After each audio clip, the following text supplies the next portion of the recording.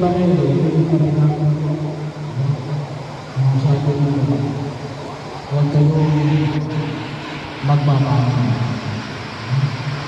Maliwanag ko yung sa Bangkelo, sa araw na ito. Sabi ng Jesus, huwag kayong magmahal ng anuman para sa inyong pagmamahal. Dito sa Lucas, medyo mabigat. Kahit ito, suko, hinamay sa labi o pinsan sa ilang evangelista, walang malaman ng kanina na may exemption tungkol at saka pagyapak. Pero dito kay sa Lucas, kahit tungkol, so dito ay sabihin, talagang wala kang dadalhin. Ano lang yung dadalhin mo? Yung iwala sa Diyos. Yun ang huwag kakalimutan na maging bahagi ng ating pag-ibig sa daigdig dito. Kaya ngayon, marami nagkakako kahit nasa ulan, marami nagkakako kapag linggo, umuulan, nakakatinig pa, tama ka sa ulan. Ngayon na kinakatalunan ng ulan. Sabi kayo yun, nagsimula kay Lord. Sisiyon ko yung simula lang yan sa hangin na bata. Pero sinasabi na Jesus, hindi lang sa kanyang alam, pero higit sa lahat ng kanyang alam, sa itigil ng alam, sa kanyang huwag magdadala. Ang binigyan ng pagkakahalaga ay alin. Yung paginiwala sa Diyos na hindi kanya pababawalan, basta gawin mo yung kanyang ipinagagawa. Ano yung ipinagagawa? Sa Ebanghelyo natin, dalawang bagay. Ipangaral ang mabuting balita ng kaligtasan. Ipahayag ang mabuting balita ng kaligtasan. At pangalawa ay magpagaling sa mga may karamdaman. So, kaya dalawang bahagi sa mga isa rin sa inspirasyon kung bakit yung inilong sa atin natin yung kapatid ko, yung second sa atin, yung healing. Bagaman bahagi na rin ng pagkilos. Ang dami mo karoon ng may healing. Si San Martin hanggang ako sa mga may sakit. Doon naman kay San Martin ang araw ay Webers. Kasi yung araw sa ayon sa mga Dominican na ibinibigay lang ng San Martin. Kapag una, ginawa namin ng Martes. Pero may nakausap ako ng mga Dominicano sa mga Webers.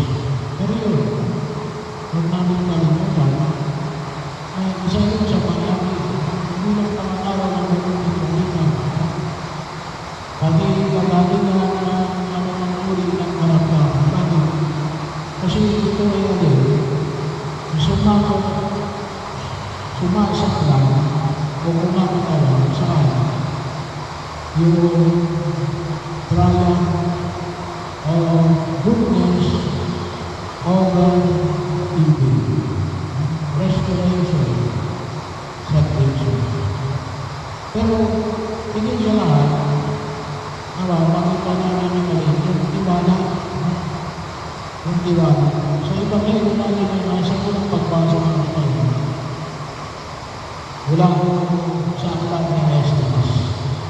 Ay umahalinaw daw na pinahayag ko ang unang pagbasa natin sa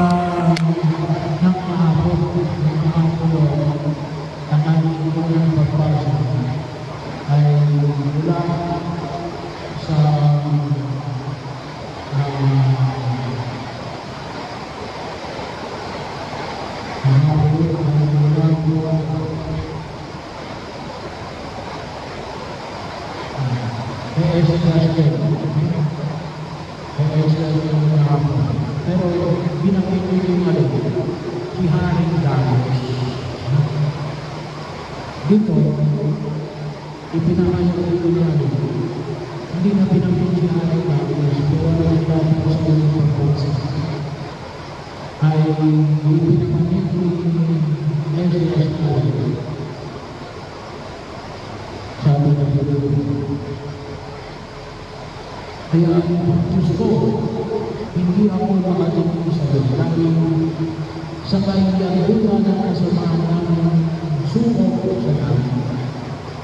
Mula sa kapanahonan ng ating mga magulang hanggang ngayon, hindi na kami nakakaroon sa kasalanan.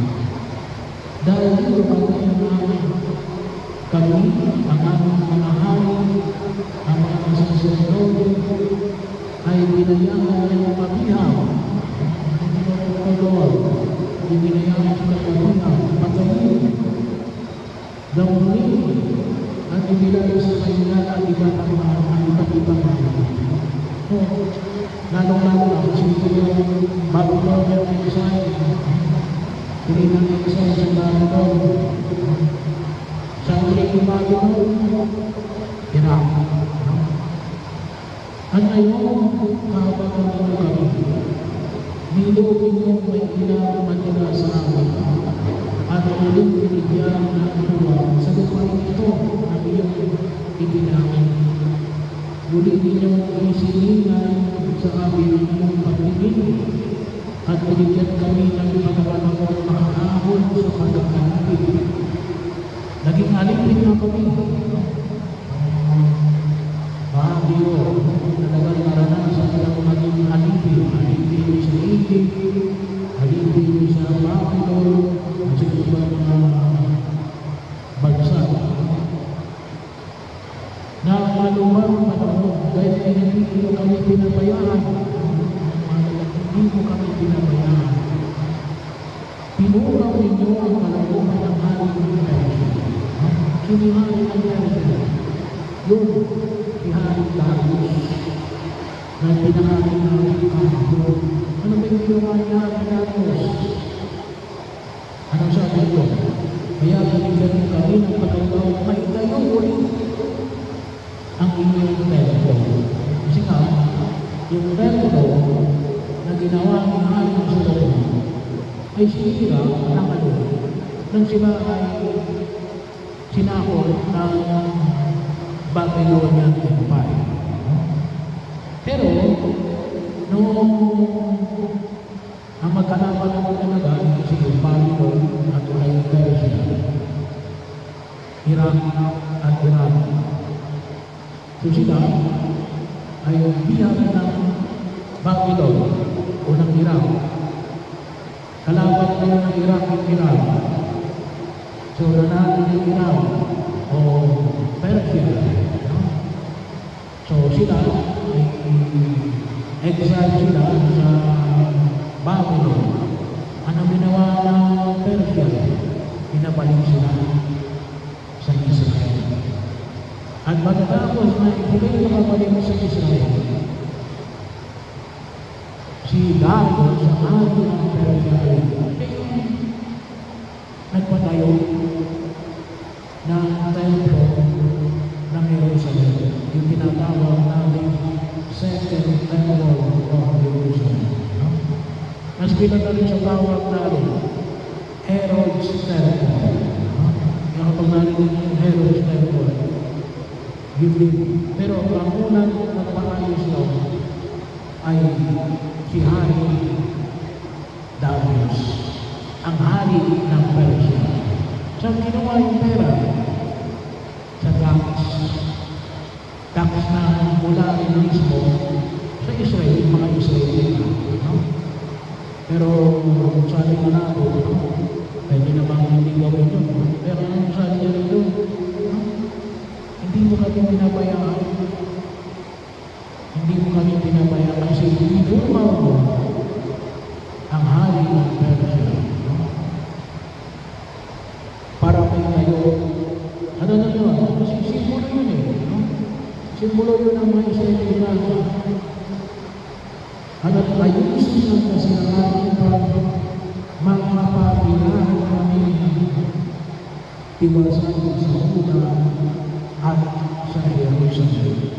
Kaya po, sabi nga ako natin, bahagi yun. Kaya sabi nga ako natin, yun ang nais ng Israelita. May tayo muli yung templo. Kasi ngayon wala yung templo ng Jerusalem.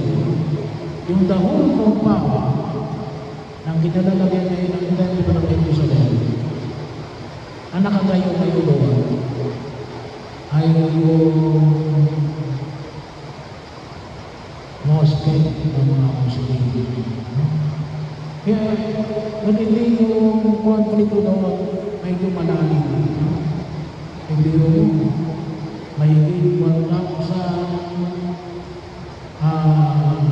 300 years o 400 years o 300 years.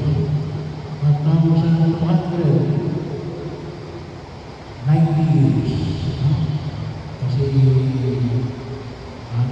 hindi pa lang. 1,945